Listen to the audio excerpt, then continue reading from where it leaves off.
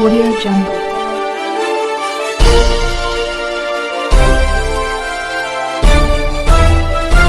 Audio Jungle. अभी आप देख रहे हैं कंचन न्यूज। इसे लाइक शेयर सब्सक्राइब करना ना भूलें ताकि न्यूज का नोटिफिकेशन सबसे पहले आपके पास पहुंचे। अब चलिए खबरें विस्तार से।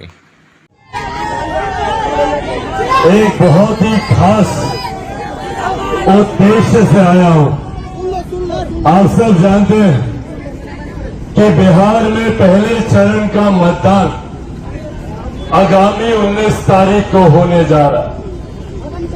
ये चुनाव निर्धारित करेंगे हम लोगों के आने वाले 5 साल का भविष्य। हम लोगों ने एक करके कई ऐसे इसके पूर्व में 5 साल भी हम लोगों ने देखे। बिहार सरकार के तौर पर हम लोगों ने देखे, अलग अलग गठबंधन आए तब भी हम लोगों ने देखे। पर हकीकत ये रही कि जिस तरीके से बिहार को आगे बढ़ना चाहिए था, बिहार और बिहारी आगे नहीं बढ़ पाए। आज जब ये लोकसभा का चुनाव है और एक ऐसा चुनाव जहां पर डबल इंजन की सरकार है, ये लंबे समय के बाद हम लोग को ये मौका मिला है जहां पर केंद्र की तर्ज में राज्य में भी सरकार है। हम लोगों को इन बातों को मद्देनजर रखने की जरूरत है, समझने की जरूरत है कि क्यों बाकी के राज्य तीव्र गति से आगे बढ़े। हाल फिलहाल में उत्तर प्रदेश में बनी डबल इंजन की सरकार को देखिए, कैसे वो डबल इंजन की सरकार उत्तर प्रदेश को विकास की तीव्र गति देने का कार्य कर रही है। ऐसे में जरूरी है हम लोगों को भी ऐसे नेताओं को चुनकर भारत की संसद में भेजने का, जो आने वाले दिनों में इस डबल इंजन की सरकार को गति देने का काम करे।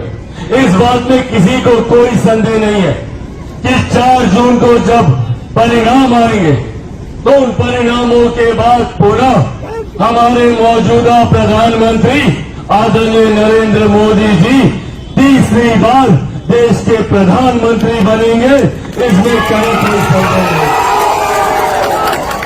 संदेह इस बात में भी नहीं है कि उसके बाद जो बिहार में विधानसभा के चुनाव होंगे, पुनः बिहार में एनडीए की सरकार बनेगी। इस बात में भी कोई संदेह नहीं है। तो जब ये डबल इंजन की सरकार आने वाले 5 वर्षों में बिहार और केंद्र का नेतृत्व करेगी, ऐसे में हम लोगों के लिए जरूरी है मुख्य धारा के साथ जुड़े रहना। जरूरी है अपने क्षेत्र के विकास के लिए, जरूरी है अपने प्रदेश के विकास के लिए ऐसे नेता को चुनकर हम लोग भारत की संसद में भेजें जो इस डबल इंजन की सरकार का महत्व साथी हो, महत्वपूर्ण योगदान जिनका हो। साथियों, आज तीसरी बार हमारे प्रधानमंत्री जी का प्रधानमंत्री बनना भी देश की अर्थव्यवस्था के लिए जरूरी है। आज हमारे देश की अर्थव्यवस्था 5वें नंबर पर है। 1 दशक पहले हम लोग जानते भी नहीं थे कि भैया कौन से पायदान पर देश की अर्थव्यवस्था है। आज हम लोग 5वें नंबर पर हैं। अगले 5 सालों में हम लोग 3रे नंबर पर होंगे। देश की ये मजबूत होती अर्थव्यवस्था न सिर्फ देश को मजबूती देती है, बल्कि हम लोग के राज्य का राजस्व भी बढ़ता है। जब राज्य का राजस्व बढ़ता है तो अपने क्षेत्र का आर्थिक विकास होता है, और जब क्षेत्र का आर्थिक विकास होता है तो हर गरीब व्यक्ति के हाथ में ज्यादा पैसा आता है। हर गरीब व्यक्ति के हाथ में प्रति व्यक्ति आय में वृद्धि होती है। इससे हम सब गरीबी रेखा से बाहर निकलने का काम करते हैं। ये सोच हमारे प्रधानमंत्री जी की, ये सोच हमारे गठबंधन के हर एक साथी की है कि किस तरीके से बिहार को एक विकसित राज्य बनाया जा सके, अधिकांश लोगों को गरीबी रेखा से बाहर निकाला जा सके। चिराग पासवान खुद गठबंधन के तमाम साथियों के साथ बिहार फर्स्ट और बिहारी फर्स्ट की बात करता है। बिहार फर्स्ट, बिहारी फर्स्ट बिहार को विकसित राज्य बनाने का रास्ता है। बिहार फर्स्ट, बिहारी फर्स्ट हर बिहारी को बिहारी होने पर घर देने की बात करता है, अभिमान करने की बात करता है। आने वाले दिनों में कोई भी बिहारी युवा दूसरे राज्य न जाए शिक्षा के लिए, रोजगार के लिए, इसका प्रबंध करने की बात बिहार फर्स्ट और बिहारी फर्स्ट करता है। हमारे युवाओं को अपने ही राज्य में बेहतर शिक्षा मिले, अपने ही राज्य में बेहतर रोजगार मिले, अपने ही राज्य में बेहतर स्वास्थ्य सेवाएं मिले, इसकी बात बिहार फर्स्ट और बिहारी फर्स्ट करता है। साथियों, आज आप लोगों से ये आग्रह करने आया हूं, जैसा मेरे साथी ने अभी बताया, कई लोग हैं यहाँ पर जो भ्रमित करने का प्रयास कर रहे हैं। कई ऐसे लोग जिन्होंने सिर्फ जात पात धर्म मजहब की राजनीति करने का कार्य किया, जिन्होंने हम लोगों को जाति में बांटकर बिहार के युवाओं का भविष्य बर्बाद किया, महिलाओं के सम्मान को ठेस पहुंचाने का काम किया, बुजुर्गों के हक अधिकारों को छीनने का काम किया। ऐसे में जरूरी है हम लोगों को एकजुट होकर ऐसे लोगों को चिन्हित करना। कई लोग हैं जो यहाँ पर भ्रम फैलाकर हम लोगों को एक दूसरे से अलग करने का प्रयास कर रहे हैं।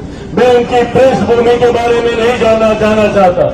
मैं नहीं जानना चाहता कि भैया कब किस परिस्थिति में कैसे उनके परिवार के साथ दुर्घटना घटी थी, परिवार के सदस्य के साथ, उनके पिता के साथ किस तरीके से हत्या हुई, पर वो दौर क्या था, किस तरीके से उस वक्त बिहार के अधिकांश जिले नक्सल से प्रभावित होते थे, किस तरीके से बिहार के जिलों को विकास के लिए नहीं, यहाँ पर रोजगार शिक्षा के लिए नहीं, सिर्फ नक्सलवाद के लिए जाना जाता था। और आज बिहार को जाना जाता है, गया को जाना जाता है, तो यहाँ पर हमारे केंद्रीय गृह मंत्री आते हैं, यहाँ पर अमित शाह जी आते हैं, यहाँ पर हमारे प्रधानमंत्री आदरणीय नरेंद्र मोदी जी अपना आशीर्वाद देने का काम करते हैं। आज उस सोच से गया को हम लोग आगे बढ़ाने का कार्य कर रहे हैं। इसीलिए साथियों, यह आग्रह आप सबसे करूंगा, बिना भ्रमित हुए सिर्फ एक लक्ष्य को दिमाग में रखने की जरूरत है, सिर्फ बिहार के भविष्य को दिमाग में रखने की जरूरत है, विकसित बिहार के निर्माण को बिहार दिमाग में रखने की जरूरत है, महिलाओं के सम्मान को, बुजुर्गों के अधिकार को और मेरे तमाम युवा साथियों के बेहतर भविष्य को अपने दिमाग में रखने की जरूरत है। और इसके न्यू अपडेट के लिए देखते रहिए कंचन न्यूज।